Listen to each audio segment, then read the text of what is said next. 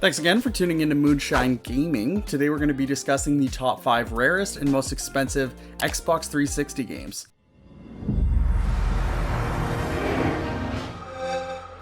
Now, as per usual, we do have a couple parameters we're going to be following for this list. We won't be including any big box collector's editions, limited editions, or case variants in this list, and we'll be using North American complete in-box pricing. So what that means is that the game case, instruction manual, and game disc are going to be included for the prices given on this list. So without further ado, let's get into it. First up, we've got NCAA Basketball 10. This is a basketball simulation game that was released in 2009. So right off the bat, one of the reasons why this game is so sought after is because it was actually the last NCAA basketball game to be released. After this game, the NCAA Basketball series was completely discontinued. For the most part, this is your standard basketball game as far as gameplay goes, but there were some unique features sprinkled into the game. One cool addition in the Dynasty mode was the 20 toughest places to play feature. When you enter one of these arenas, you'll be able to feel the heightened excitement of the crowd with camera shaking effects that happen during high intensity moments. Graphically, the game looks very similar to NBA Live 10, with very similar player models and animations. The crowd, however, did look a bit more realistic and detailed in the NCAA game compared to its professional counterpart. One of the main reasons that the NCAA basketball series dissipated into oblivion was due to the massive Ed O'Bannon lawsuit that was filed against the NCAA and EA. In short, this basketball player named Ed saw his likeness being used in one of the game's classic team modes and wondered why he hadn't received any compensation for the use. After evidence had proven that the game was blatantly copying current and retired players' likeness and no one was getting compensated, this resulted in the downfall of the series. The current market value of this game is $104. Fires! And he can't get the bounce. Grabs the rebound. The Tar Heels are playing their style and controlling the tempo. Next up, we've got Chavo Kart. This is a kart racing game that was released in 2014. The game is based on the animated series El Chavo, and it plays out like your standard mascot-based kart racing game, similar to games like Mario Kart, Crash Team Racing, or Diddy Kong Racing. All main characters from the series except Jamito and Gloria can be chosen as drivers, and you'll compete on tracks that are loosely based on locations from the series. The game offers 3 game modes: Cups, Exhibition, and Challenges. The Cups consist of 5 race tournaments, and if you land in the top 3 at the end, you'll unlock the next cup. The Challenge mode is a series of challenges that you'll need to overcome, such as racing in heavy traffic or capture the flag-style battle modes. And the Exhibition mode is just a customizable race option in which you'll be able to choose your track, game mode, and adjust many other settings. The driving physics and controls are actually pretty solid, with a satisfying drift mechanic. I also really like the cel-shaded animations. I don't really know the animated series that it's based off of at all, but I did do some research and most people have said that the game is very faithful to the original series, which is great. There are some downsides to the game as well, unfortunately. The levels feel really generic, and there's not really any shortcuts in them either, which sucks. Also, the collision detection can be really glitchy sometimes, and you'll even fall through the bottom of the map at times. Also, some customization options for your racers and vehicles would have been a nice addition. El Chavo Kart isn't horrible, but it isn't great either. It's a middle-of-the-road kart racer. Current market value of this game is $118. Tercera.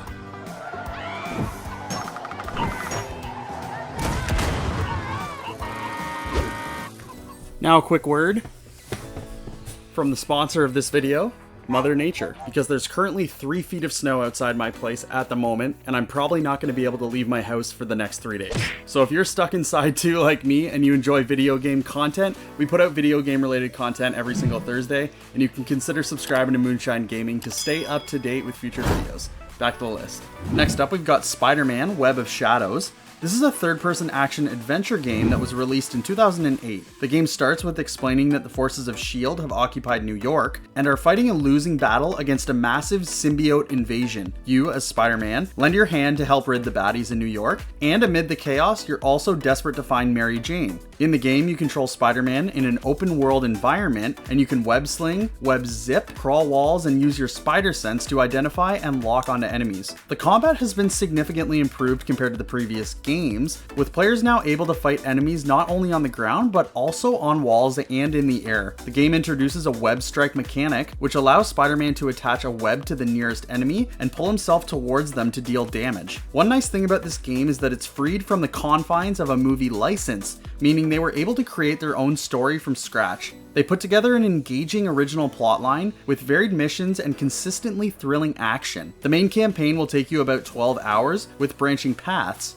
meaning you can actually replay the game a second time if you're keen on seeing how the story ends with making different decisions throughout the game. There are some minor technical issues when it comes to the graphics and sound, and sometimes the camera will glitch, but these negatives are far outweighed by the awesome storyline and gameplay. If you're a Spider-Man fan, this game is a must play.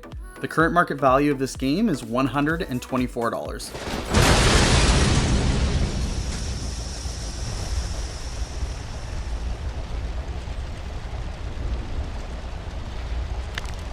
Now that was rude.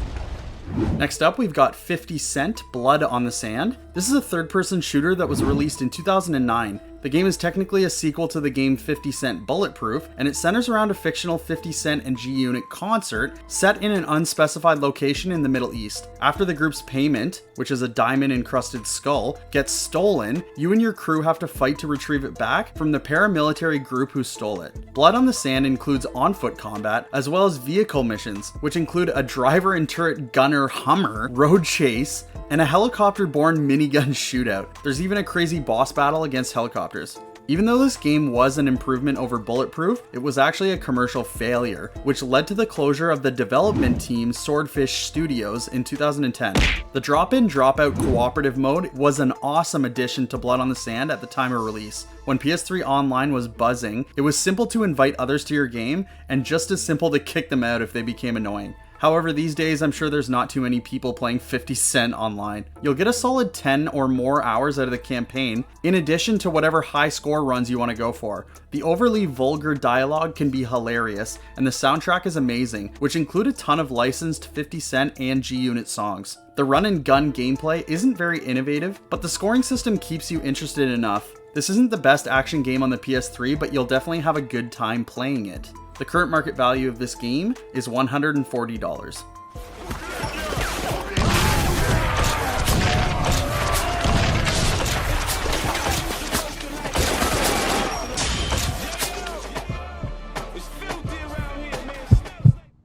Next up, number 1, NCAA Football 14. This is an American football simulation game that was released in 2013. Just like the 5th entry on this list, this is the last installment of the NCAA Football series. As the most recent entry in this dormant series, the game actually continues to be played, with unofficial roster updates being released reflecting subsequent seasons. However, because the game is now out of print, it's slowly become the most valuable and sought after game on the 360, and also one of the most valuable games on the PS3. Another similarity between this and NCAA Basketball 10 is that graphically it's fairly similar to its professional counterpart. And also the main reason behind the decision not to continue with the series was because of the ongoing debate of whether NCAA athletes should receive payment. Like the basketball game, most players argued that the game series was using their likeness, yet they saw no compensation. As I said before, despite the series' stagnation, dedicated fans of the game have been putting in a collective effort to keep the rosters updated to the best of the game's allowed capabilities via online roster updates and sports forums. In January 2020, a group of modders known as College Football Revamped released a mod of the game that reskinned the game's menus, fields, and added updated uniforms with patches being released regularly. It's really cool to see how much love this game still gets with the large player base and people continuing to keep this franchise alive. I'm sure fans of the game were very excited on February 2nd, 2021, because this is when EA Sports announced via Twitter that the NCAA Football video game series would be returning in the near future for next generation consoles. This new game would be called EA Sports College Football, and they claim that the game will be releasing in summer of 2023. However, as it stands, NCAA Football 14 is the most current licensed version of any NCAA football game. The current market value of this game is $155.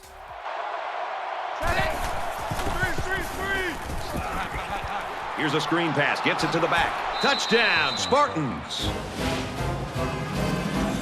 If you have any suggestions for future top 10 videos, you can let us know down in the comments below. That's going to do it for this one. We'll see you next time.